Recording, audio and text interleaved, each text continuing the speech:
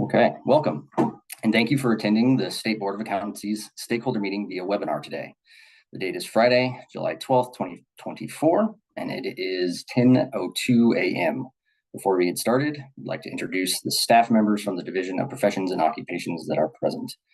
My name is Nate Brown. I'm the regulatory analyst for the division. Also attending are Karen Phelan, program director, and Maria Rasconarana, the regulatory coordinator. The division has transitioned to a platform that is 100% virtual, and we appreciate your flexibility. As many of you have been to DORA stakeholder meetings before, we'd like to reiterate the importance of your comments today. DORA makes decisions every day that may affect your life and your business, so your input is vital in the rulemaking process. Throughout this process, our goal is to create regulations that clarify and explain legislation, ensure minimum competency to enter and continue practice, and provide only what is absolutely necessary for consumer protection without creating unnecessary barriers to the marketplace. Your input will be part of the information that goes to the board as it considers adopting revisions to these rules. More specifically, today we will discuss proposed changes to Rule 1.5, education requirements for examination and certification, 1.7, experience requirements for certification, and 1.8, requirements for certification. This meeting is being recorded and will be posted on the board's website by the close of business on Monday. As the stakeholder meeting is held solely by webinar, please raise your hand by using the hand icon if you would like to speak, and we will unmute your line so you will be heard by everyone. Or you can alternatively type your comment in the question section and we will read it aloud. Before we start taking comments, I want to ask that anyone providing comments, please state your name and the name of the organization that you represent, if any. Feel free to provide either general comments on the rule changes or specific comments on the proposed language. We will be limiting your comments to 3 minutes today, and try not to repeat something that was already said. Stating you are in full agreement with someone else works just fine and will be noted as such. Just some ground rules or housekeeping matters before we dig into it here. If you're using the audio through your computer, please remember to put any phones on vibrate or turn them off. And whether you are using computer or phone audio, try to keep background noises to a minimum when speaking. And with that, we will go ahead and begin taking questions. Again, if you do, I apologize. I will continue. I will speak a little slower. I apologize. You want to? There we go.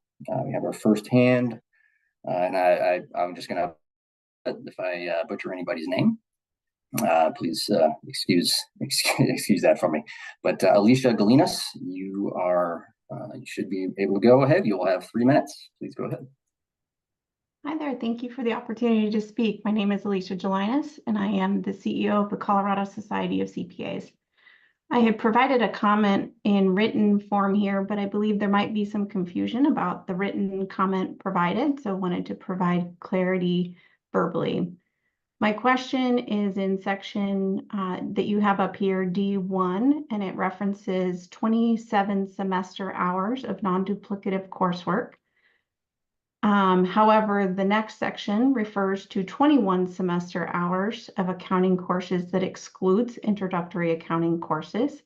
So I believe the difference between the 21 and the 27 is implied that students must take 6 hours of introductory courses. And my question to the board is whether that is the intention, that there is a required 6 hours of introductory, or if the intention is that any 27 hours must be taken.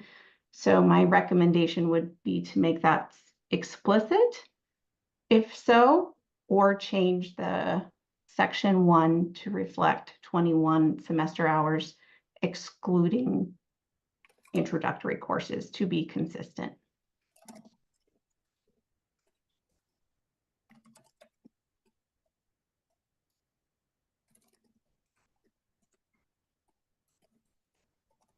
Excellent. Thank you so much for your comment. And as you'll see, I'll be taking some notes here on the side, just so we can kind of keep everything in order and make sure that everybody's comments are captured in writing as well as on the recording. Thank you. Thank you so much.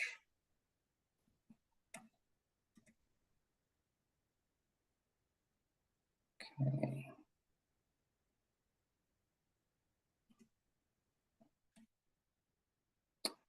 All right, well, let's see if we get any more comments or questions.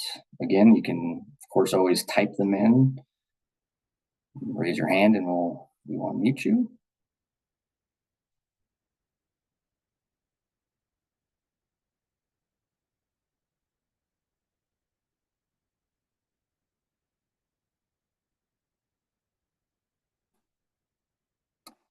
Well, I don't see any other hands raised at the moment.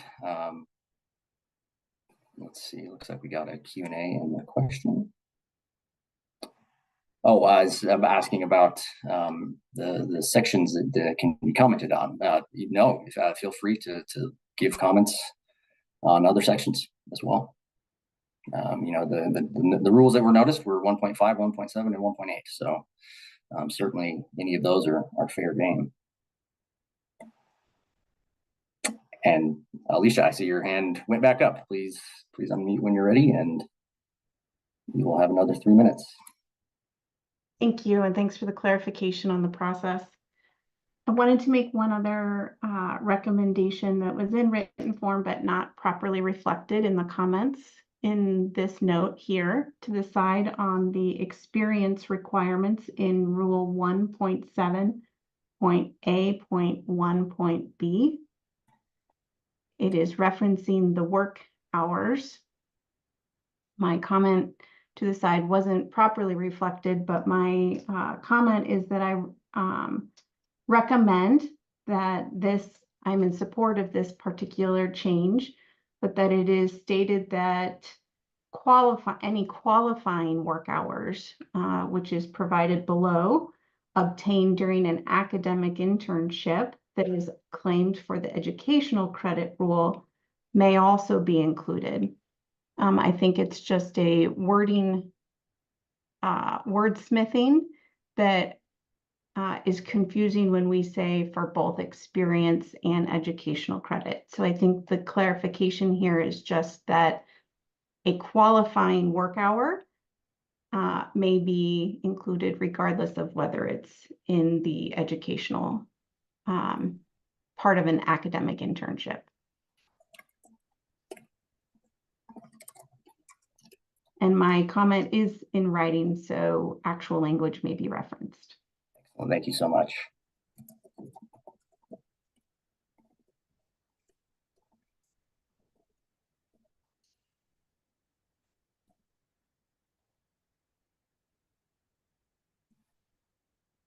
Okay.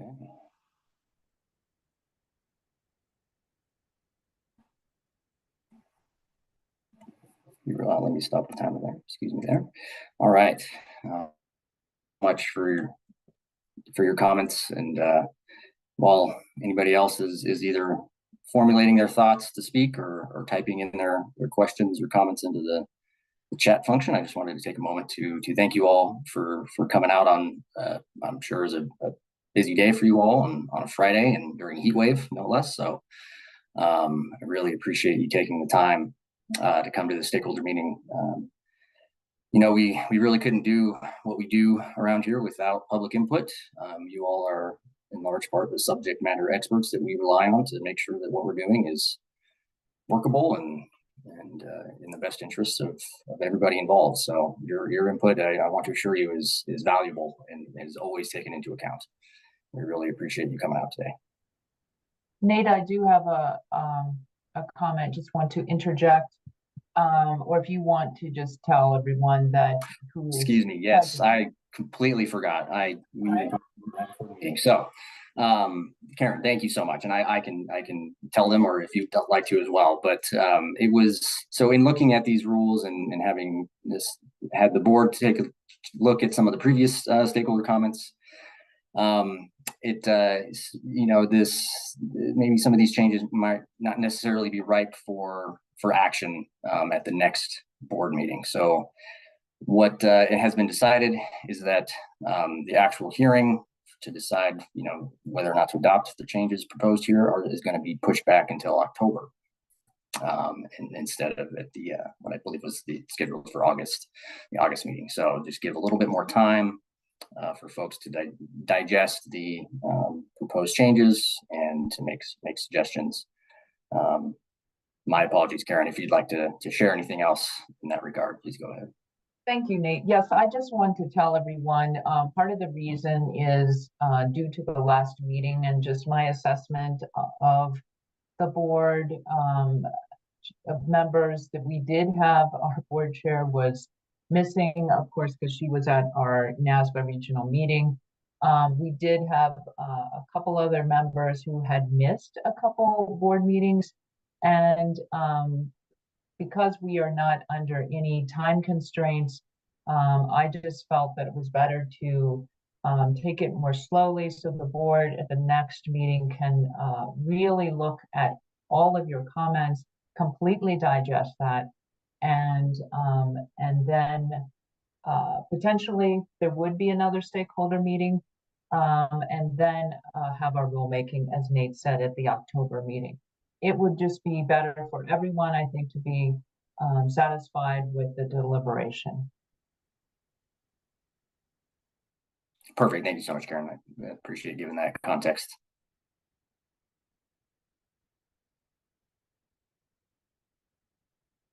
All right, got a hand raised from Aaron Poley. Please excuse any butchering of any name. Once you're able to unmute, please go ahead. You'll have 3 minutes.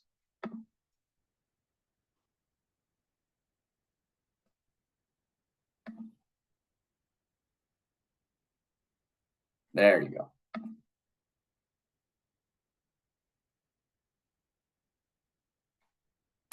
Aaron Poley, you should be unmuted. If you'd like to go ahead, please go ahead.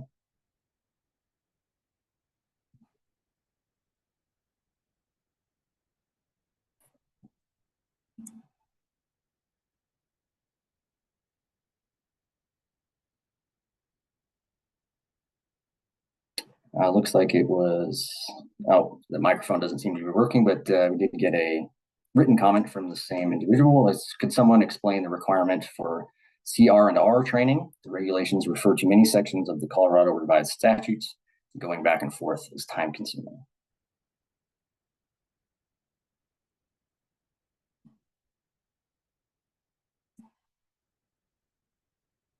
And if that's in reference to one of the rules that we're sort of focusing on today, if you wouldn't mind letting me know so we can make sure that that is addressed appropriately. Yeah, this is Karen. I mean, I can just tell you, obviously, the Go ahead.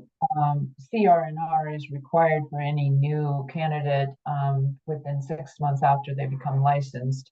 The board also uses it, it's not in rule, but as a disciplinary measure to remind licensees about the rules and regulations. Obviously, you can use it for CPE. So that's the reason for it. Do you have a specific question, a specific area that you're concerned about? That would be helpful. Yes, thank you, Karen. And yeah, there's not technical difficulties, not able to speak, but of course, please keep typing into the chat.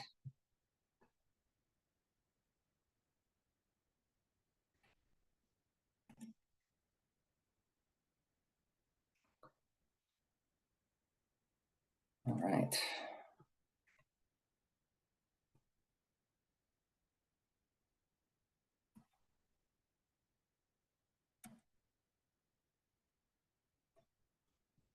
I am not seeing any additional hands raised or questions quite yet.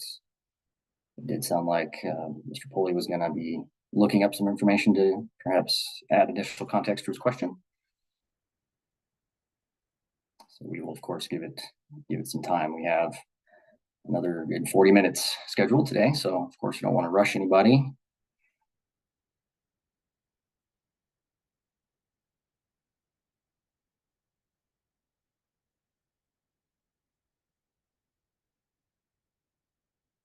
And as well, I also wanted to reiterate that even after we log off here today, you're free to always send in written comments. We have a rulemaking email that you can find on our website. You should be able to submit any written comments there as well.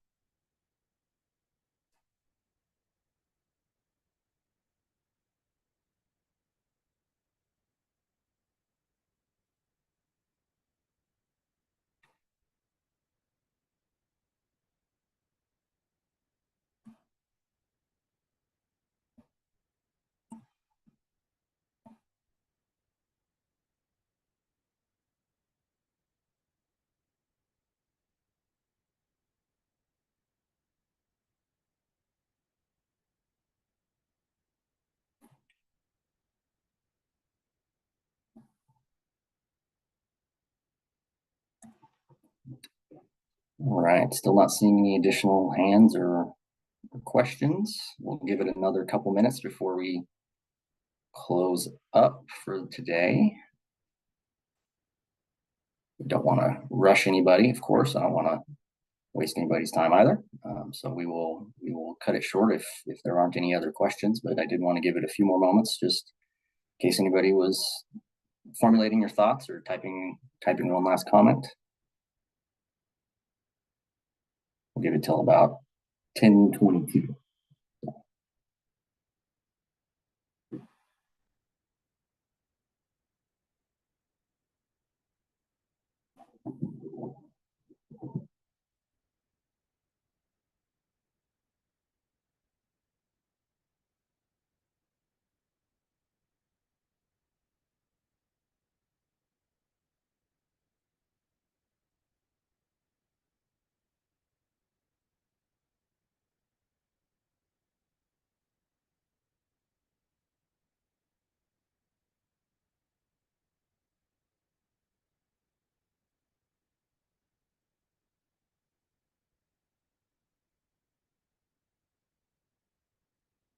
Check the Q&A and see if anybody has any other questions. Doesn't appear so.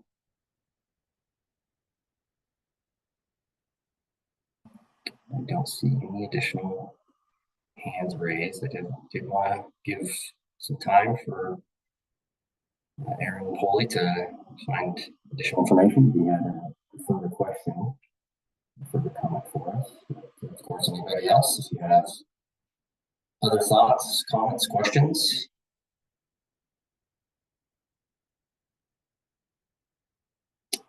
Otherwise, we will be wrapping it up here in just another couple minutes.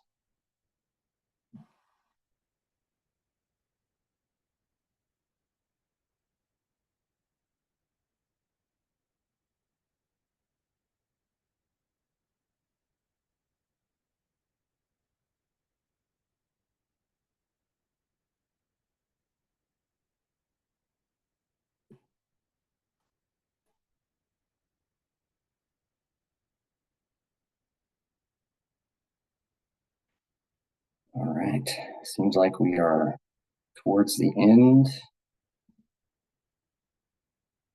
Okay, so I think we're gonna call it good for today. Okay, well, thank you so much for participating in today's meeting. As part of this collaborative process, program recommendations will be provided to the board for review before the next board meeting on August 21st, 2024. Any proposed revisions by the board will be made available to stakeholders for additional comments prior to the board's rulemaking hearing, which is currently scheduled for October 16th, 2024. All rulemaking information can be found on the board's website under the Public Notices tab, and written comments may be sent to Dora_DPO_rulemaking@state.co.us. And I'll repeat that, Dora_DPO_rulemaking@state.co.us. That concludes the stakeholder meeting, and thank you again for your participation.